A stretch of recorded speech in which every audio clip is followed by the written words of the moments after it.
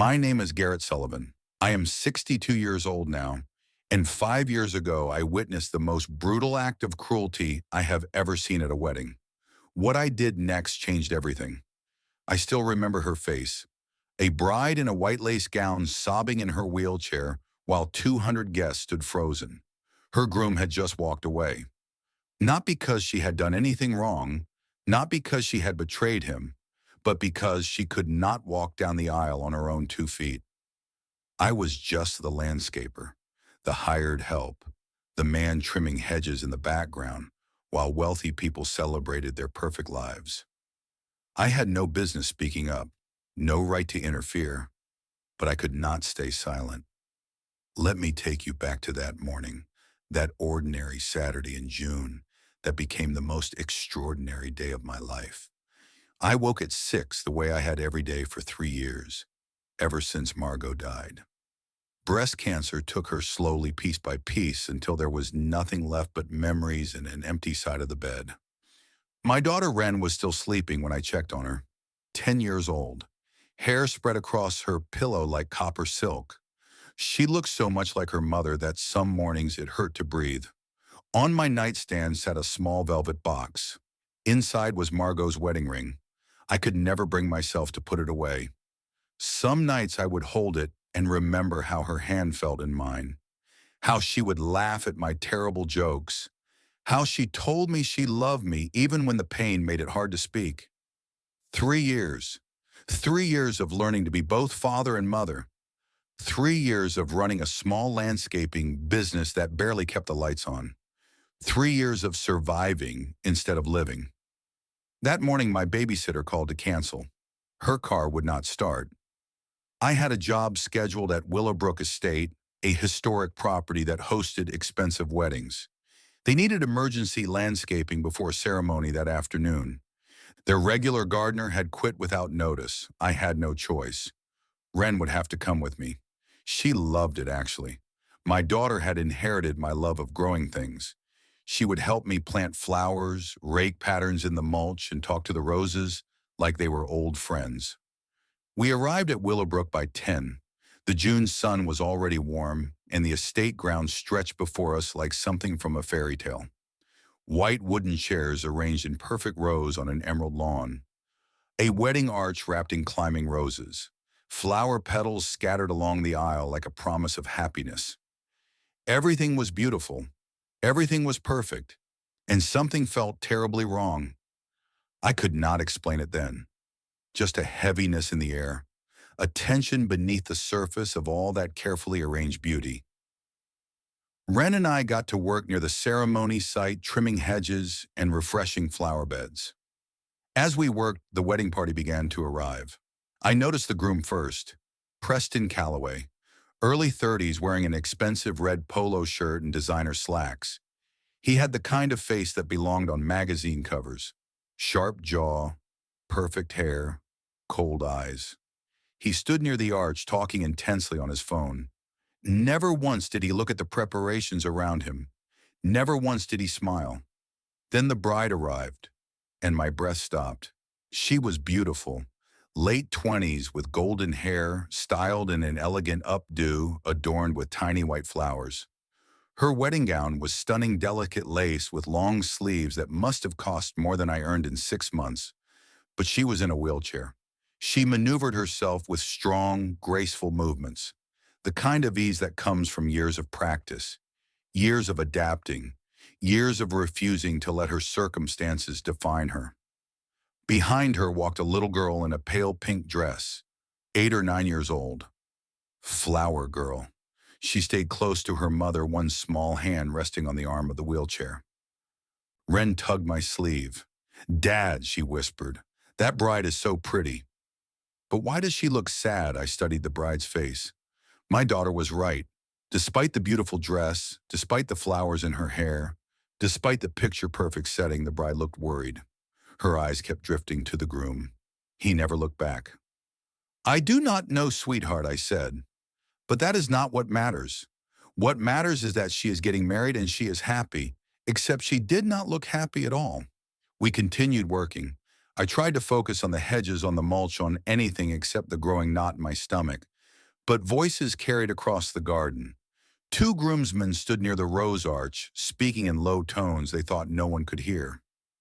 I still cannot believe Preston is going through with this. One of them shook his head. Marrying someone in a wheelchair, that is a life sentence. The other laughed quietly. I heard he is only doing it for her family's money. Her grandfather left her a fortune. Preston figures he just has to stick it out a few years, then divorce her and take half. My hands tightened around the pruning shears. Heat rose in my chest. These men were talking about a human being, a woman about to pledge her life to someone, and they spoke of her like she was a burden, a transaction, something to endure. I looked at the bride again, at her daughter adjusting the basket of flower petals, at the hope and fear warring on her beautiful face. She had no idea. She had no idea that the man she loved saw her as nothing more than a paycheck with an expiration date. The ceremony was scheduled for 2 in the afternoon. By noon, the full wedding party had assembled for final preparations. The bride, whose name I would later learn was Elise Thornton, sat at the end of the aisle in her wheelchair. Her lace gown pooled around her like spilled moonlight. Her daughter Ivy stood beside her, practicing her flower girl walk with intense concentration. Preston paced near the arch, checking his phone, adjusting his cuffs, looking everywhere except at his bride. Guests would arrive in 2 hours. The caterers were setting up. The string quartet was tuning their instruments. Everything was proceeding according to plan. Then Ivy ran to Preston. She wanted to show him the flowers in her basket, wanted to share her excitement about her important job. She tugged at his sleeve with the innocent eagerness of a child who does not yet understand that some adults are incapable of kindness. Preston pulled his arm away. "Not now," he said sharply. The dismissal in his voice was absolute. Ivy's face crumpled. She walked back to her mother with her head down. Elise had seen everything. I watched the color drain from her face, watched her reach for her daughter's hand, watched her try to smile even as her heart was breaking. That was when Preston walked toward her, not with tenderness, not with reassurance. His body language radiated tension, aggression, the rigid posture of a man who had made a decision and did not care who it destroyed. Their voices started low. I could not hear the words, but I could see Elise's expression shift from confusion to disbelief to devastation. Then Preston's voice rose loud enough for everyone to hear. "I cannot do this, Elise." The words cut through the garden like a blade. "I thought I could," Preston continued. "I told myself it would be fine, but I cannot spend my life with someone who cannot even walk down the aisle properly. Do you have any idea how this looks? People are going to pity me. My entire life will be defined by your disability." "What are you saying?" Elise's voice trembled. "We have been planning this for over a year. Our families are here. The guests arrive in 2 hours. Preston stepped closer to her. His shadow fell across her wheelchair like a verdict. "I thought the money would be worth it, but it is not. No amount of money is worth being tied to someone who will always need help, someone who cannot be a real wife." "Stop!" Elise's voice cracked. "Please stop." But Preston did not stop. In front of everyone, the wedding party, the vendors, Ren and me working in the garden, he listed every reason he could not marry her. How he had tried to overlook her disability but failed. How he would be embarrassed introducing her as his wife. How he refused to spend his life as a caretaker. Every word was a knife, cutting deeper, stripping away not just the wedding, but her dignity, her sense of worth, her hope. The flower girl started crying. Ivy ran to her mother and wrapped her small arms around her. "Mommy, I'm sorry. Is it my fault? Did I do something wrong?" "No, baby." Elise's tears fell onto her daughter's hair. "You did not do anything wrong. This is not about you." Preston pulled off his suit jacket and threw it onto a chair. "I am leaving. The wedding is off. Someone tell the guests. He looked at Elise with something between pity and disgust. I am sorry, but I cannot sacrifice my life for yours. Then he walked away. He walked away and left her sobbing in her wheelchair, her daughter clinging to her beautiful lace wedding dress now a costume for a dream that had become a nightmare. The wedding party stood frozen, shocked, silent. Some looked guilty, others looked relieved that the drama was over. No one moved to help. Elise's family rushed to her mother, her father, siblings. They surrounded her with words of comfort that could not possibly comfort. All those guests coming, Elise sobbed. All those people. How do I face them? How do I tell them he rejected me because I cannot walk, because I am not whole enough for him? You are whole, her mother insisted. He is the one who is broken.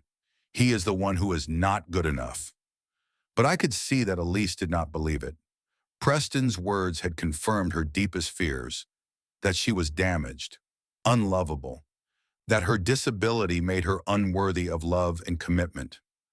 I stood frozen at the edge of the garden, pruning shears in hand, heart pounding, mind racing. Beside me, Wren was crying. She was only 10 years old, but she understood cruelty when she saw it. She understood that something terrible had just happened to someone who did not deserve it. And something inside me broke open. I thought of Margot, my beautiful wife in her final months. The wheelchair had not diminished her. The feeding tubes had not stolen her dignity. She remained herself until the very end, fierce and loving and completely worthy of devotion. Being her caretaker was not a burden. It was an honor, every single day. I looked at Elise, at the ruins of her wedding day, at a woman who had just been told she was not worth loving. Before I could think about it, before I could talk myself out of it, I set down my pruning shears and walked across the lawn. Excuse me. My voice was quiet, but in the shocked silence of the garden it carried. Everyone turned to look at me. The landscaper, the hired help, the nobody in dirt-stained work clothes interrupting their tragedy. Elise looked up at me through her tears. Confusion mixed with her devastation. Why was the gardener approaching her in the middle of her crisis? I knelt down so that I was at her eye level, so that she did not have to look up at me, so that we were equals in that moment. I am sorry to intrude, I said. My name is Garrett. I am just the landscaper here. But I could not help overhearing what happened, and I would like to say something if that is all right. Elise did not respond, but she did not tell me to leave either. Her mother stepped forward protectively. Who are you? What could you possibly have to say? I kept my eyes on Elise. May I tell you about my wife? Elise nodded slowly, confused, but listening. Her name was Margot, I said. She died 3 years ago. Cancer. In her final months, she needed help with everything. Walking, eating, getting dressed. The simplest tasks became impossible for her. I paused. The memories were still sharp, still painful, but also precious. And those were some of the most valuable months of our marriage. Not because of what she could do, but because of who she was. Her courage, her kindness, her ability to make our daughter laugh even on the worst days. Her love that never wavered even when her body failed her. I gestured gently toward Elise's wheelchair. Being her caretaker taught me something important, I said. Love is not measured by what someone can do. It is measured by who they are. And from what I have seen today, you are someone extraordinary. Elise was crying harder now, but differently, not from humiliation, from being seen. That man, I continued nodding toward where Preston had disappeared. He did not deserve you, not because of your wheelchair, but because he could not see past it to the person you actually are. Real love is not about whether someone can walk. It is about character, kindness, courage, all things you clearly have, all things he clearly does not. "Who are you?" Elise whispered. "Why do you care?" "Because I watched my wife question her own value after she ended up in a wheelchair. I watched her wonder if she was still worthy of love, because the world kept telling her that disability meant less than. And I spent every day trying to show her that she was wrong, that she was precious, that she was everything. I straightened slightly but stayed at her level.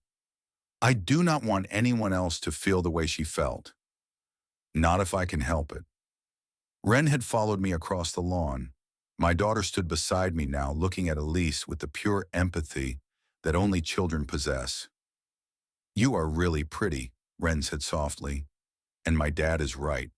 That man was mean. You are way too good for him." Elise laughed through her tears. A small sound, broken but real.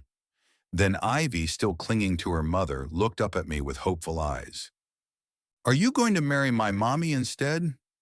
The question was so innocent, so unexpected. The tension in the garden shifted. People laughed softly. Even Elise's mother cracked a small smile. I smiled at the little girl. "That is not quite how it works, sweetheart. Your mommy deserves someone who will love her completely, someone who will see her for exactly who she is. That person is out there. Today's person was just not the right one." I stood up and addressed Elisa's family. "If I may make a suggestion, do not cancel the wedding." Her father frowned. "What do you mean change it? Turn it into a celebration anyway. A celebration of Elise, of family, of the love that actually matters. You have all these guests arriving, all this beautiful preparation. Why let one coward's cruelty ruin something that could still be meaningful?" Elise's mother looked thoughtful. "A celebration instead of a wedding? Gather everyone who came to support Elise," I said.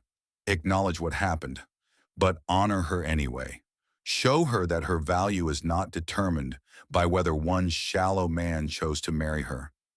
Show her that she matters for who she actually is." Elise was looking at me with something between disbelief and hope. "You think I deserve that? Even after being rejected, even after being told I am not good enough?" I met her eyes. "I think you deserve it, especially after that, because you are still here, still fighting, still loving your daughter, still surrounded by people who care about you. That takes more strength than most people will ever need." The family rallied, phone calls were made, plans were changed. Something new was created from the ruins of what was supposed to be. Guests arrived expecting a wedding. Instead, they were greeted with an explanation and an invitation. Stay for a celebration of Elise, of her strength, of her survival, of her inherent worth as a human being. Some guests left, uncomfortable with the unconventional situation, but most stayed. And what they created was beautiful. Elise was moved to the wedding arch, where she was supposed to have exchanged vows. Instead, family members and friends took turns speaking about what she meant to them, about her character, her kindness, her resilience. Her father spoke about the daughter who had refused to let a car accident 7 years ago define her future. Her mother spoke about watching Elise rebuild her life with grace and determination. Friends spoke about her generosity, her warmth, her refusal to feel sorry for herself. Then little Ivy gave a speech. "My mommy is my hero," she said, her small voice carrying across the garden. "She cannot walk, but she can do everything else. She reads me stories and makes me pancakes and gives the best hugs." And that man was wrong. My mommy is not broken. She is the best mommy in the whole world. There was not a dry eye in the garden. And Elise, still in her wedding dress, still in her wheelchair, finally stopped apologizing for existing. Finally started to believe that she was loved, not despite her disability, but including all of who she was. I finished my landscaping work during the celebration, but I could not bring myself to leave. Ren and I stayed at the edges watching as this impromptu ceremony unfolded. At one point, Elise's father found me. "Thank you," he said. His voice was thick with emotion. What you said to my daughter, it gave her back something that bastard tried to take away. I just told her the truth, I said. You did more than that. He gripped my shoulder. You saw her, really saw her. That is all any of us want, is it not, to be seen for who we really are? Before I left that evening, Elise wheeled over to where Ren and I were packing up our tools. She looked exhausted, but more at peace than she had been that morning. Garrett, she said, thank you. I do not know why you spoke up today, but you changed something for me. You helped me realize that today is not about what I lost. It is about recognizing what I have always had. You are welcome, I said, and for what it is worth, anyone who ends up with you will be incredibly fortunate. She smiled, a real smile, the first one I had seen from her all day. My daughter asked if you are single, she said. She has decided you should be my new boyfriend since you were nice to me. I laughed. She sounds like my daughter. Ren is always trying to find me a new wife. We looked at each other. Something passed between us, something unspoken but real. Maybe someday, Elise said softly. But first I need to learn to see myself the way you describe me today, to stop apologizing for existing. I nodded. That takes time, but you will get there. She handed me a card with her phone number. For landscaping referrals, she said. We both knew that was not the real reason. The 2 years that followed were a journey neither of us expected. It started with text messages, simple check-ins. How are you doing? How was your day? Small connections that grew into something larger. Ren and Ivy met and became instant friends. They would beg for playdates, for sleepovers, for any excuse to spend time together. Our daughters were building a bond before we even admitted to ourselves what was developing between us. 6 months after that terrible wedding day, I asked Elise to dinner. She said no. I cannot, she said. Her voice was pained. You deserve someone whole, someone who can walk beside you instead of rolling behind you. Margot taught me something, I replied. Love is not about walking or rolling. It is about being beside each other, however that looks. She was not ready to hear it, not yet. The wounds Preston had inflicted were still too raw. The doubts he had planted still grew in the dark corners of her mind. I did not push. I simply stayed present, helped her install a ramp at her house, attended Ivy's school play, fixed her leaking sink, showed up again and again, asking nothing, offering everything. One evening, 8 months after that failed wedding, I found Elise crying in her car outside a restaurant. A group of teenagers had pointed and laughed when she struggled with the wheelchair ramp. She had not even made it inside. I did not say anything. I just sat with her in that parking lot for an hour while she cried. When she finally stopped, she looked at me with red-rimmed eyes. Why do you keep showing up? She asked. Because you matter, I said. And someday you will believe that too. That was the night something shifted, not into romance, not yet, but into trust. 1 year after the failed wedding, Preston reappeared. He arrived at Elise's house in a black Mercedes, wearing a suit that cost more than my monthly income. His lawyers had sent letters first threatening litigation for emotional damages. When those were ignored, he came in person. I was helping Ivy with her homework at the kitchen table when the doorbell rang. Elise went to answer it. I heard his voice and my blood turned cold. I believe you owe me, Preston said smoothly. That little stunt your family pulled, turning my wedding into some kind of circus act. Do you have any idea how that affected my reputation? I was at the door before I realized I had moved. You need to leave, I said quietly. Preston looked at me with the kind of contempt reserved for servants who forget their place. And who exactly are you, the handyman? The new caretaker. I stepped closer to him. I am someone who actually sees her, something you were never capable of. He tried to push past me. I did not move. You walked away from her, I said. You called her broken in front of 200 people. You said she could not be a real wife. And now you want compensation for your damaged reputation? Preston's mask slipped for just a moment. Anger flashed in his cold eyes. She is damaged goods, he hissed. Everyone knows it. You are just too pathetic to admit it. Something in me went very still. The only damaged thing here is you, I said. The way you see the world. The way you measure human beings by what they can do for you, instead of who they are. Elise is extraordinary, and you are too blind and too selfish to see it. I opened the door wider. Leave. Do not come back. Do not write.